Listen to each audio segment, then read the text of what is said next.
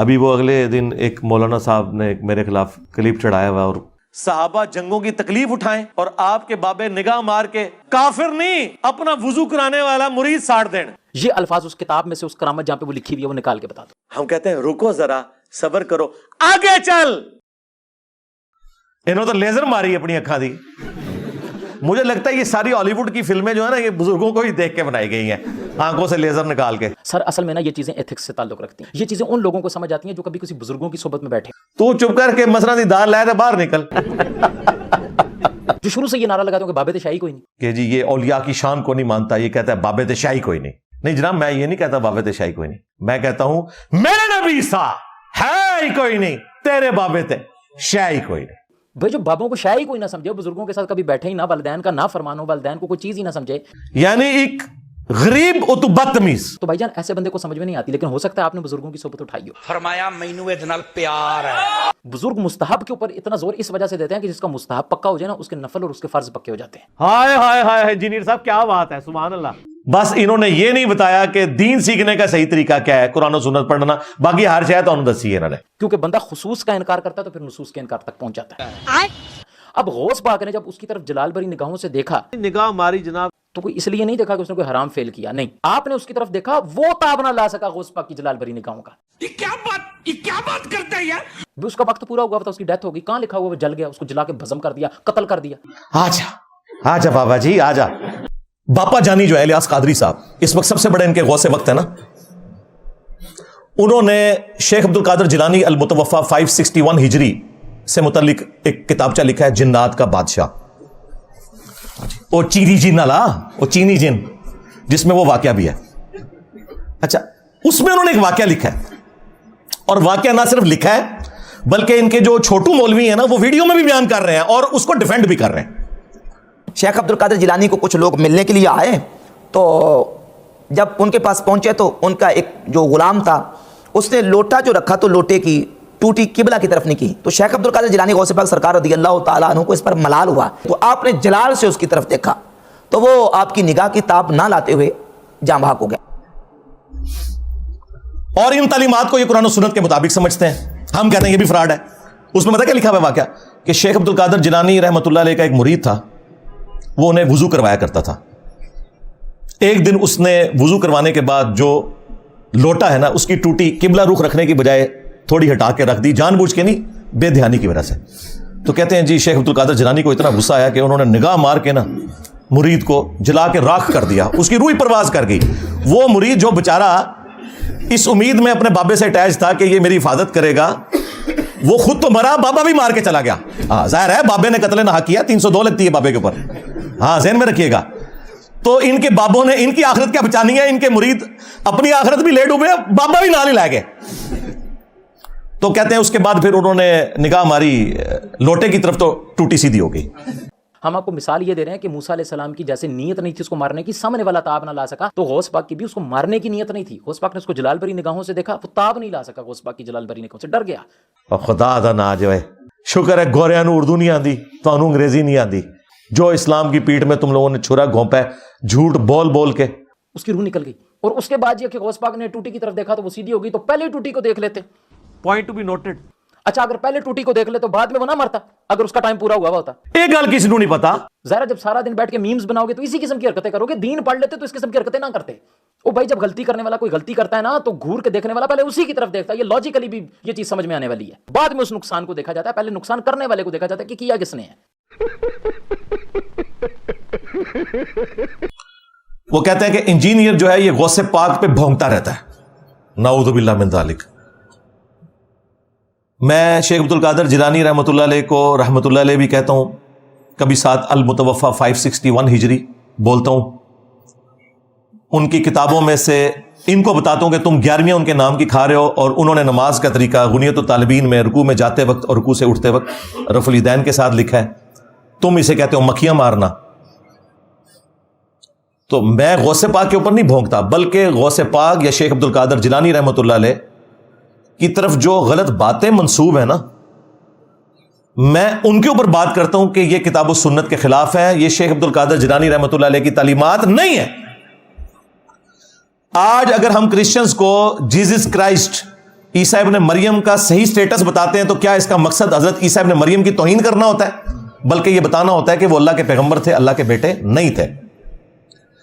تو شیخ عبد القادر جیلانی کے نام کے اوپر جو تم نے ڈرامہ بازی کی ہے اور چندے ہتھیائے ہیں، ہم تمہاری عوام کو بتاتے ہیں کہ عبد القادر جیلانی رحمۃ اللہ علیہ کی طرف جو منسوب تمہاری یہ ساری کی ساری چیزیں ہیں، یہ بالکل فراڈ کے اوپر مبنی ہے۔ اس میں شیخ عبد القادر جیلانی کی توہین کہاں سے آ گئی؟ تم نے ان کی توہین کروائی ہے۔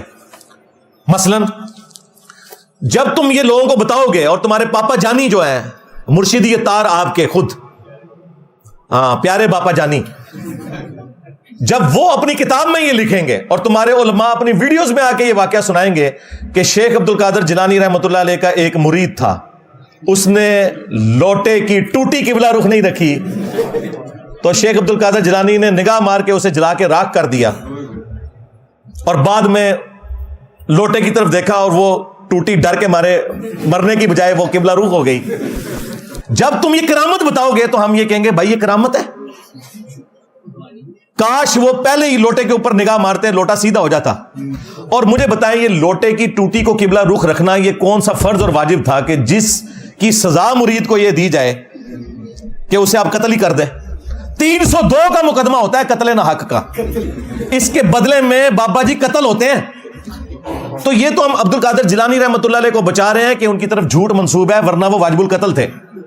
اور سورہ النساء میں ایک مسلمان کو قتل کرنے کی سزا ہمیشہ کی جہنم آئی ہے، تو تم کیوں اپنے بابا جی کو ہمیشہ کے لیے جہنم میں دیکھنا چاہتے ہو؟ اب مجھے بتاؤ کہ عبد القادر جیلانی کا ہمدرد میں ہوں یا یہ ہے؟ یہ تو انہیں جہنم میں دیکھنا چاہتے ہیں۔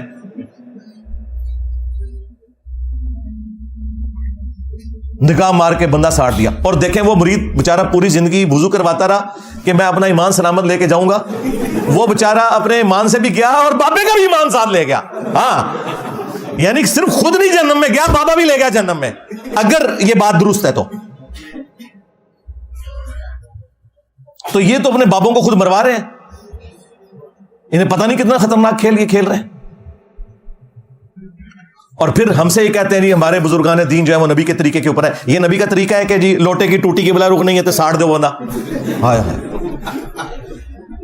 کس نبی کے ماننے والے ہو؟ پھر ہم صحیح کہتے ہیں نا کہ مرنے سے پہلے اے مسلمان کر لے اس پہ غور، کتابوں کا خدا اور ہے، بابوں کا خدا اور، کتابوں کا پیمبر اور ہے، بابوں کا پیمبر اور۔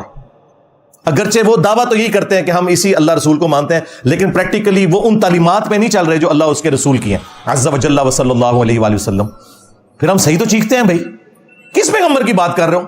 ہمارے پیغمبر کے بارے میں صلی اللہ علیہ وآلہ وسلم، انس بن مالک کہتے ہیں، صحیح بخاری مسلم دونوں میں حدیث موجود ہے کہ 10 سال میں نے حضور کو وضو کروایا ہے۔ تمہارے بابے کو جس نے تھوڑا سا وضو کروایا اس نے تو مرید ہی مار چھڑیا۔ 10 سال حضور کی خدمت میں رہا، میں 10 سال کا بچہ تھا، میری والدہ چھوڑ گئی کہ یہ آپ کی خدمت کرے گا، اور جب 20 سال کے ہوئے تو نبی الاسلام دنیا سے تشریف لے گئے۔ وہ کہتے ہیں 10 سال میں نبی الاسلام کے خادم کی حیثیت سے رہا، 10 سالوں میں آپ نے ایک دفعہ بھی مجھے کبھی نہیں کہا کہ تو نے یہ کام کیوں کیا اور یہ کیوں نہیں کیا، کبھی ڈانٹا بھی نہیں۔ میں بچوں میں جا کے کھیلتا تھا، نبی الاسلام نے کام سے بھیجا ہوتا تھا، آپ علیہ السلام نے کبھی میرے اوپر غصہ نہیں کھایا۔ زیادہ سے زیادہ یہ ہوا ہے کہ باہر آئے اور پیار سے بلایا، 19 میں نے تمہیں کام بھیجا تھا، بس، ڈانٹا نہیں کبھی بھی، کیا کیوں کیسے کبھی کچھ نہیں، بالکل بچوں کی طرح پیار کیا۔ اب مجھے بتاؤ، اگر عبد القادر جیلانی رحمۃ اللہ علیہ کی بزرگی بچانی ہے تو پھر یہ واقعہ تو پھر صراحتاً نبی علیہ السلام کی تعلیمات کے خلاف ہے۔ پھر انہوں نے ایک جھوٹا قصیدہ غوثیہ منسوب کیا ہوا ہے عبد القادر جیلانی رحمۃ اللہ علیہ کی طرف، وہ گولڈا شریف میں بھی پڑھتے ہیں، اس میں لکھا ہوا ہے کہ تمام اولیاء کی گردنوں پہ میرا پاؤں ہے۔ استغفر اللہ، اندازہ کریں، کیا حضرت ابوبکر، عمر، عثمان و علی نے کبھی کہا کہ تمام صحابہ کی گردن پہ ہمارا پاؤں ہے؟ تو سرکار خلفائے راشدین جیسا تو ہے ہی کوئی نہیں، تیرے سارے بابے تشائی کوئی نہیں ان کے مقابلے پہ۔ اچھا، یہ جو اس کو بار بار تکلیف ہوتی ہے جی بابے تشائی کوئی نہیں، یہ ایبسولوٹ جملہ ہے، کمپیریزن کرواتا ہوں، تم سب کا یہ عقیدہ ہے کہ بابے تشائی کوئی نہیں۔ جب تم لوگوں کو یہ کہانیاں کرواتے تھے کہ بڑے سے بڑا غوث، قطب، ابدال، وہ کسی صحابی کے گھوڑے کے قدموں کی بھی خاک کے برابر نہیں ہے، یہ کہتے تھے نا، کہانیاں کراتے تھے نا، اس وقت تمہیں خیال نہیں آتا تھا کہ تم سارے بزرگوں کو کہہ رہے ہو کہ صحابی کے گھوڑے کے قدموں کی خاک؟ ہم تو اس کے ساتھ ایگری نہیں کرتے کہ آپ جانوروں کے قدموں کی خاک کے برابر کسی بھی انسان کو کرے جو کلمہ گو ہے، چلے تم تو کہتے تھے کہ نہیں ہے۔ تو ہم تو صرف یہ کہہ رہے ہیں کہ صحابہ کے مقابلے پہ، اہل بیت کے مقابلے پہ تمہارے بابے شاہی کوئی نہیں. تم تو کہہ رہے تھے نہیں نہیں، وہ تو ان کے گھوڑوں کے قدموں کی خاک کے برابر میں بھی شاہ کوئی نہیں ہے. دیکھا کتنے گیا میرا دماغ.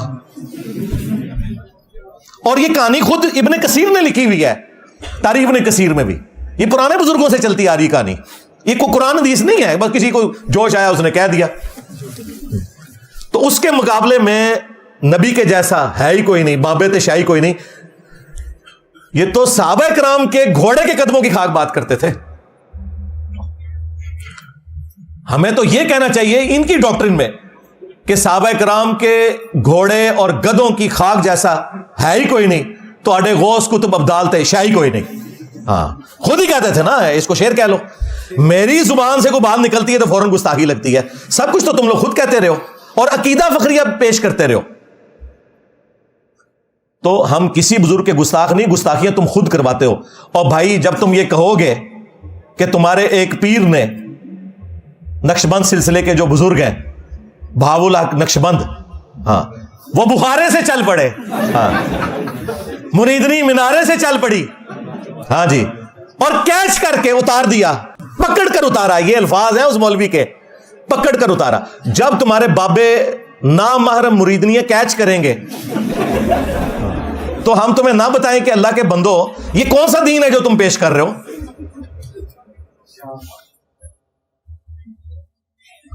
اندازہ کریں. اور صحیح بخاری اور مسلم دونوں میں حدیث ہے، ہماری ماں سیدہ عائشہ سلام اللہ علیہا کہتی ہیں کہ نبی علیہ السلام نے کبھی بیعت کے لیے بھی کسی عورت کے ہاتھ کو نہیں چھوا. اور ان کے پیر مریدنیاں کیچ کرتے ہیں ان کے کہنے پہ. تو اب مجھے بتائیں گے بزرگوں کی توہین یہ کروا رہے ہیں یا ہم کر رہے ہیں؟ اور کہتے ہیں کہ جی وہ ہزاروں کلومیٹر دور سے آگے، یہ منارے سے اس کو پھینکا گیا، وہ بخارے سے چل پڑے. اللہ کے بندو صحیح مسلم شریف کھولو. بنو سلمہ جو ہیں وہ مسجد نبوی کے پاس شفٹ ہونے لگے، چوراہے پہ کھڑے تھے، نبی علیہ السلام پاس سے گزرے. آپ صلی اللہ علیہ وآلہ وسلم نے فرمایا کہ کیا ارادہ ہے؟ انہوں نے کہا یا رسول اللہ ہم مدینہ شریف شفٹ ہونا چاہ رہے ہیں کیونکہ ہم گاؤں سے آتے ہیں تو نماز میں لیٹ ہو جاتے ہیں، تو اس لیے ارادہ کیا کہ ہم یہاں پہ شفٹ ہو جائیں. تو نبی علیہ السلام نے فرمایا جتنے قدم چل کے آتے ہو نا اللہ کے حضور کی نیکی لکھی جاتی ہے. تو انہوں نے مدینہ شریف نبی علیہ السلام کی صحبت میں شفٹ ہونے کا ارادہ ترک کر کے واپس اپنے گاؤں چلے گئے. نبی علیہ السلام نے انہیں کیوں نہیں مشورہ دیا کہ تم بھی وہ اس گاؤں سے اڑ کے آ جانا، جس طرح وہ بخارے سے اڑ کے منارے سے اڑنے والی کو کیچ کرے گا تو تم اڑ کے آ جایا کرو جو تمہیں آنے میں اتنی تکلیف ہوتی ہے. اس زمانے میں تو کوئی نہیں تھا اڑتا. پھر میں یہ کیوں نہ کہوں کہ صحابہ کرام جیسا، اہل البیت جیسا ہے ہی کوئی نہیں. تیرے بابے تے شاہی کوئی نہیں. جھوٹ مار رہے ہو تسی، کوڑ مار دے پہ ہو. اور جب تمہارے بابوں کا علمی لیول یہ ہو کہ تو خود سنا رہا ہے کہ جی ایک بابا جو ہے وہ بحری جہاز کے راستے جا رہا تھا عمرے کے لیے، حج کے لیے، ہاں، اور کیپٹن سے بار بار وہ جھگڑا کر رہا تھا جی فلاں بندرگاہ آئے گی، پھر فلاں آئے گی، پھر فلاں آئے گی، اتنی دیر لگے گی. تو اس نے آنے واحد میں جو ہے وہ جدے پہنچا دیا. ہاں، اور بابے کا علمی لیول یہ ہے کہ جدے سے پہلے یلملم ایک جگہ ہے، جدے سے پہلے یلملم ایک جگہ ہے، وہاں اس نے روکنا تھا، وہ بھی نہیں رکا، ساروں کے اوپر دم واجب کروا دیا. یہ بابوں کا علمی لیول ہے. ہونا چاہیے تھا کہ سٹوری میں ہوتا کہ پہلے اس نے چھلانگ مروائی، یلملم رکا اور کہا کہ سارے احرام باندھ دو، اور اگلی چھلانگ میں وہ جدے پہنچ گیا. وہ ڈائریکٹ جدے پہنچا دیا. جب اتنی ٹیکنیکل خرابیاں تمہاری ان بابوں کی سٹوریوں میں ہوں گی تو مذاق تو تم اڑوا رہے ہو نا. پھر ہم تمہیں وہی حدیث سنائیں گے صحیح مسلم والی کہ صحابہ کرام تو اڑ کے نہیں آ سکتے تھے. بنو سلمہ سے جب نبی علیہ السلام نے پوچھا کہ تم لوگ مدینہ شریف شفٹ ہونے کا ارادہ رکھتے ہیں، ان کا یا رسول اللہ گاؤں سے چل کے آنا پڑتا ہے، مسجد میں پہنچنے میں ایک تردد ہوتا ہے. تو آپ نے فرمایا جتنے قدم چل کے آتے ہو نا اتنا ثواب لکھا جاتا ہے. تو وہ واپس گاؤں میں شفٹ ہو گئے. صحابہ کرام تو اڑ کے نہیں پہنچ سکے، اور تمہارے بابے پورے بحری جہازوں کو جو ہے نا وہ اڑوا کے تو غائب کروا کے تو پہنچا دیتے ہیں. اور جی تخت بلقیس بھی آ گیا، اور چھڑ دو تخت بلقیس آ گیا سی، پھر میرا بھی یہ تخت آیا ہوا ہے جی. ہاں، تخت بلقیس کی تو سند نازل ہوئی ہے قرآن میں، اس کی بنیاد پہ تمہارے بابوں کے تخت ہم کیسے مان لیں؟ آؤ نا اسٹیچو آف لبرٹی وہاں سے غائب کر کے مارگلا ہلز پہ رکھو، میں تمہارا فرقہ اڈاپٹ کر لوں گا اور ٹائم قیامت تک جائے. جھوٹ تو نہ بولو. کس واقعے کو کدھر جوڑ دیتے ہو؟